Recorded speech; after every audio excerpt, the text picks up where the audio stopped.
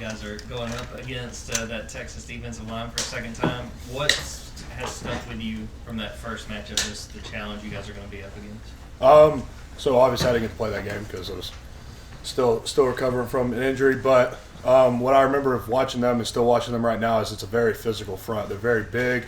They're really good with their hands. They're really good at using their size. So just kind of honing in on that during practice and focusing on certain things to handle that. Yeah, there's been a lot of talk about the value of conference championship games with the playoff and whatnot. So, as someone who's playing in this game and has the potential to win it, what does this game mean to you? I think I said it the other day. This game means everything. I mean, SC championship, something you strive after every year, and it's hard to win one.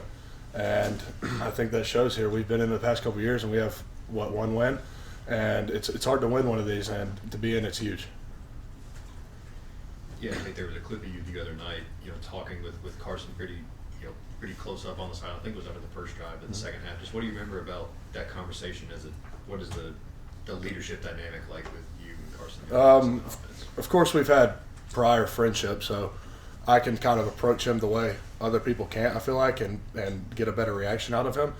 So I kind of know how I can talk to Carson, things like that in certain situations. But that I remember was just telling him to control what he can control, and we need him in games to win them. So just keeping his head level and just trying to keep him pushing through. We saw a video after the Tech game ended, and seeing your reaction just kind of looked like relief with the game. Just what was the feeling like when that 8 overtime game ended, and to know that you guys had gotten another win in this rivalry? I think relief was a big one because obviously we started off that game pretty poorly as an offense, and then we finally got it going when we needed to. But 8 overtime is always going to be emotional going back and forth like that, and just because it's one play and you never know when it's going to end. And kind of seeing the way our team fought was just awesome to me, and just seeing that and the reaction of everybody was huge.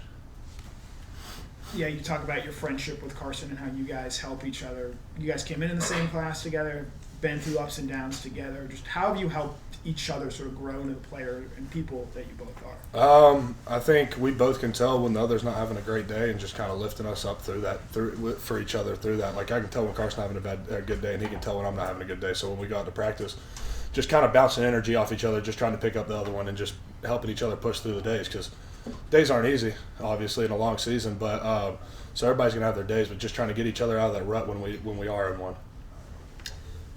Tate, tomorrow's National Signing Day. What do you remember about the day that you signed, and what are your favorite memories about the recruiting process in general?